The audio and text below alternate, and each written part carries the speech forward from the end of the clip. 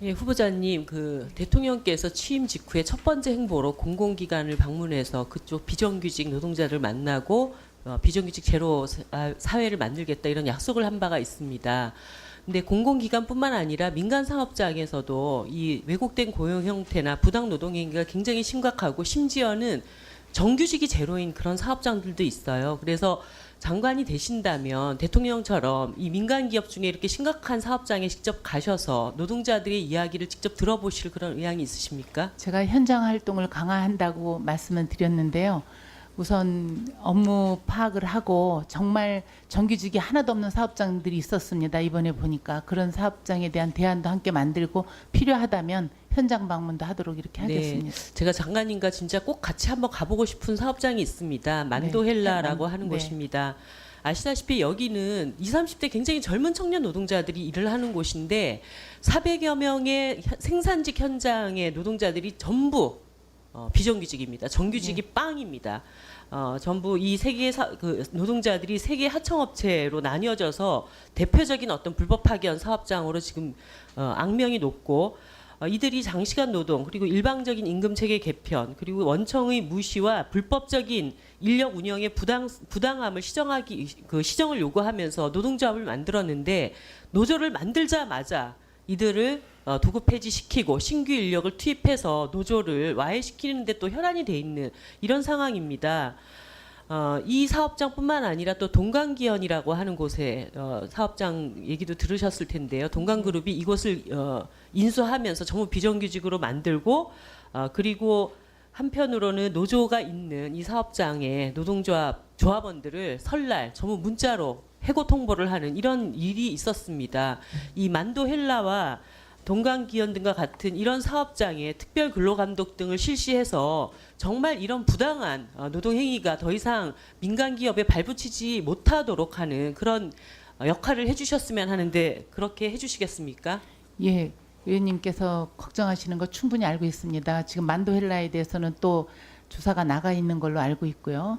그리고 이 만도헬라 같이 그 직접 생산은 안 하면서 또 도급을 주기 때문에 법은 교묘하게 좀 피해 나가는 그런 부분이 있습니다. 그래서 저희가 만도헬라 협력업체인 경우 도급계약 일부 포기 등 근로자의 고용 불안이 있는지 없는지 이런 것까지 다 살펴봐서 법에 위촉되는 부분이 있다 그러면 의원님 말씀대로 검토하도록 하겠습니다. 예, 그런 교묘한 부분을 악용하지 못하도록 관리 감독하는 것도 또 노동부의 저는 역할이라고 생각을 합니다.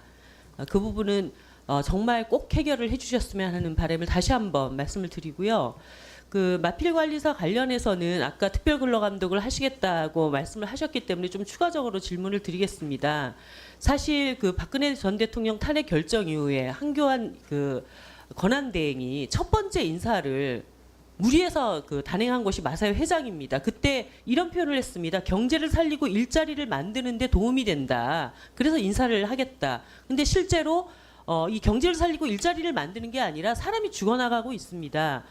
현행 그 산업안전보건법상의 산업재해 중에서 사망자 1명 이상이 발생한 재해에 대해서는 중대재해로 정의하고 있죠.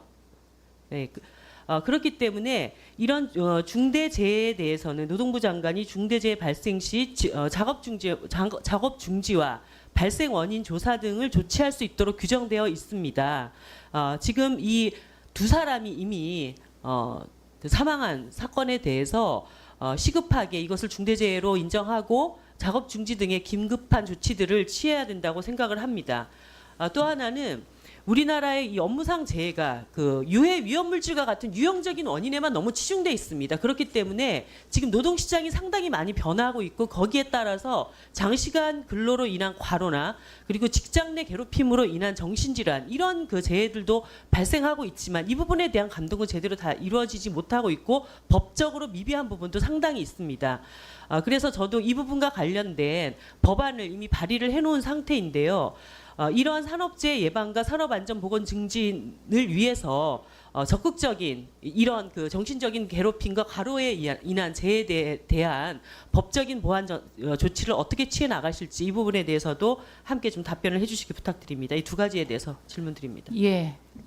먼저 그 의원님께서 나중에 질의하신 노동시장 변화에 대해서 노동시장에서 각종 산업재해가 많이 일어나고 있습니다. 그래서 제가 이번에 업무 보고를 받으면서 이 가장 시급한 해결을 해야 될 거는 근로감독 간의 전문직이 필요하다고 생각을 합니다. 화학물질이나 또 IT 분야라든가 여러 가지 다양한 근로감독 간 제도를 활성화해야 될 것 같습니다. 그래서 새로운 직업병군에 지금 의원님이 말씀하시는 것도 그 업무상 질병에 포함될 수 있도록 그 노력을 하려고 준비하고 있다는 걸 말씀을 드리겠습니다. 그리고 앞서 마사회에 대해서 여러 가지 작업 중단 저희도 검토를 해봤는데 지금 그 작업 현장에 그 사람 그 두 분이 사망을 했기 때문에 굉장히 다른 마필 그 기수들이나 근로자들이 그 충격을 받아서 정신적 충격을 받고 있다는 얘기도 들었습니다. 그래서 이번에 특별 근로 감독을 하고 있으니까 그런 부분을 다 전반적으로